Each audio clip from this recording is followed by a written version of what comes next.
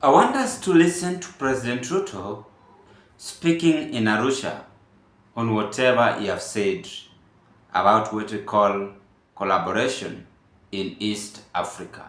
Let's watch him. Today, in the intertrade between all our countries, Kenya was the leading country in terms of goods and services that we trade in East Africa. Today, Tanzania has overtaken Kenya, and I must commend Tanzania for the progress they are making, that the numbers are growing of trade between our countries. And as the numbers grow, different countries are selling more different products, different services within our common market. It is what it is, and that is why we must work on this consistently together. President Museveni has said that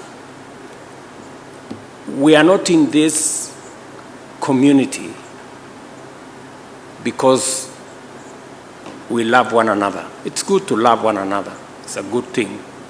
But we are in this because we have common interests. Our interests converge. If we have to prosper, we need a big enough market for our producers, for our manufacturers, for our business people to trade and to invest. It is good for business people in Tanzania. It is good for business people in Rwanda. It's good for business people in every country that we have a bigger market. And it's a market that has no barriers.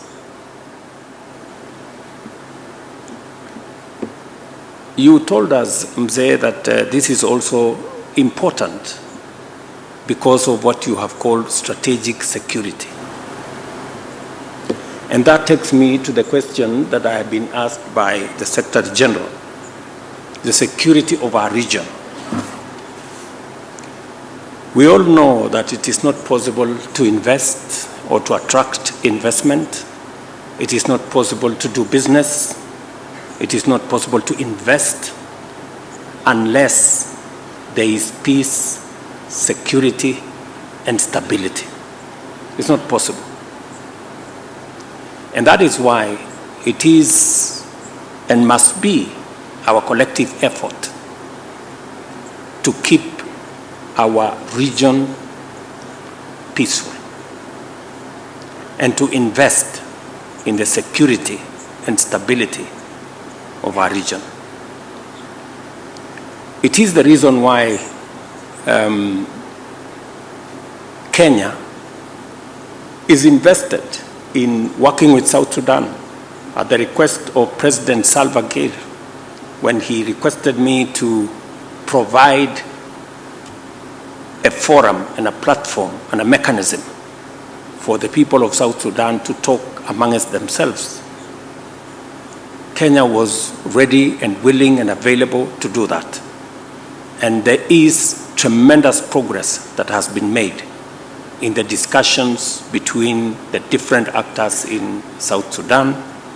We intend to conclude this in a couple of months so that South Sudan can continue to do what they must do as a country, go into elections, unify the country, and play its rightful place in the East African community.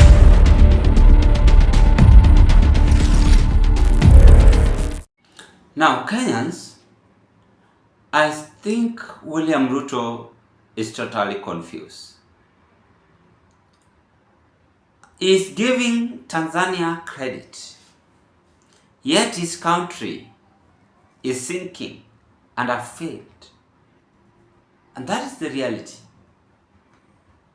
The president going to Tanzania, giving them a credit based on the development. Yet our country, Kenya, is really sinking, and even we need to do a lot on how we can stabilize as a country.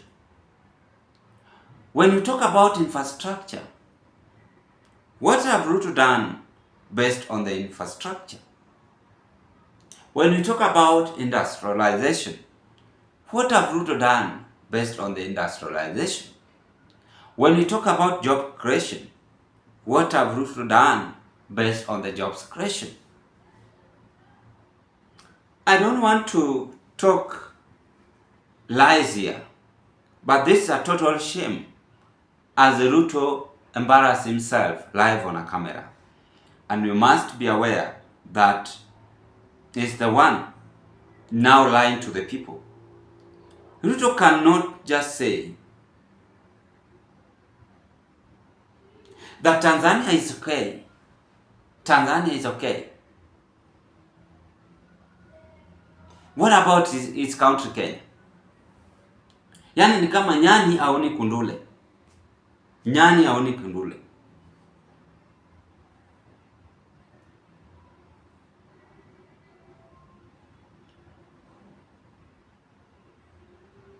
And it's a kind this man is going through a lot and totally confused.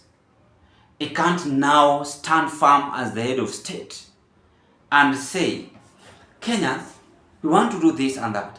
Yani take things as normal. This is a total shame. Sijui ni laana ama Wakenya wamemlaani, na maneno yote anasema ni yeye mwenyewe ndiye ameharibu Kenya. Yeye mwenyewe ndiye ameharibu Kenya. And Ruto have tax money out of Kenyans' pockets. So no businesses can work. He have made Kenyans dry in our country. He have made us dry.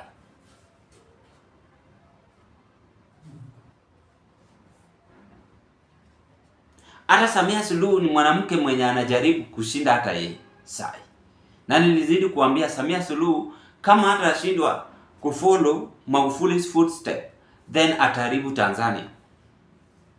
Did I not say about that? I said it.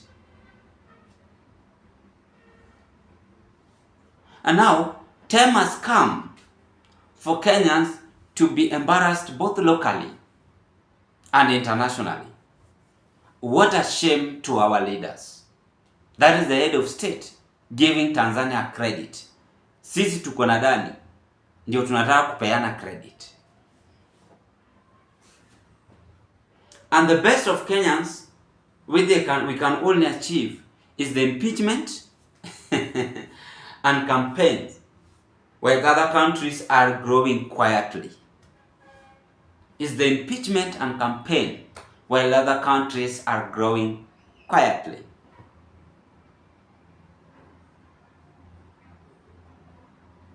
He have brought Kenyans down, and this man should resign.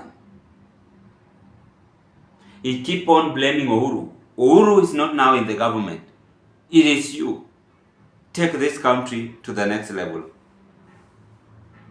Mimi hata sielewi kama Kenya is growing front ama backward.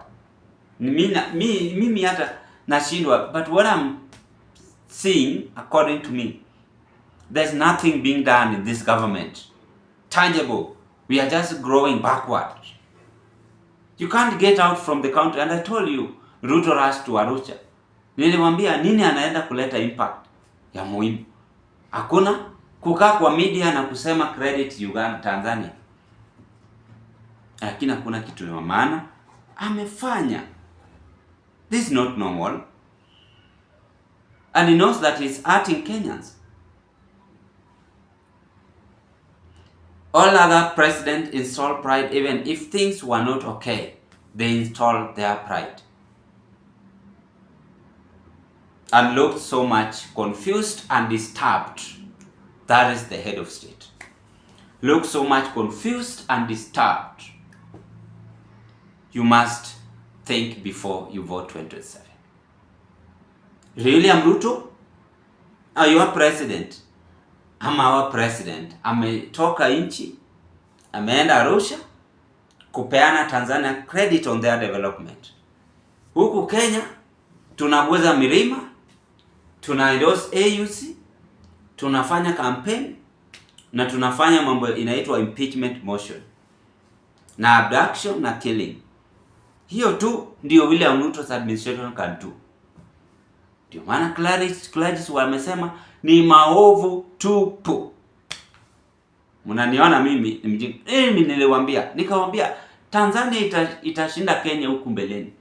Kenya nasema kwa hii channel, tafadhali mchukue kwa serious, because hata mimi nashukuru Mungu alinipea kichwa ya kufikiria.